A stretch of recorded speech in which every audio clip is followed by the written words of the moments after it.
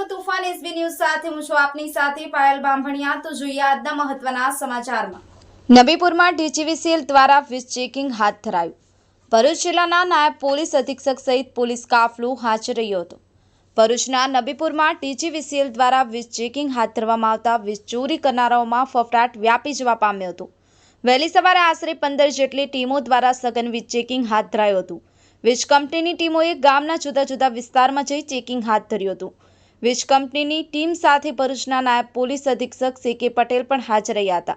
સાથે સાથે નબીપુર પોલીસ મથકના સ્ટાફ સહિત પોલીસ કાફલો પણ શાંતિ ભંગ ન થાય તેની તકેદારીના ભાગરૂપે હાજર રહ્યો હતો। સાધન ચેકિંગ શાંતિપૂર્ણ રીતે ચાલી રહ્યું હતું। ગેરરીતિના બનાવ અંગે કોઈ માહિતી પ્રાપ્ત થઈ ન હતી। સંવાદદાતા સફીક પટેલ, તુફાન એસબી ન્યૂઝ, આમોદ।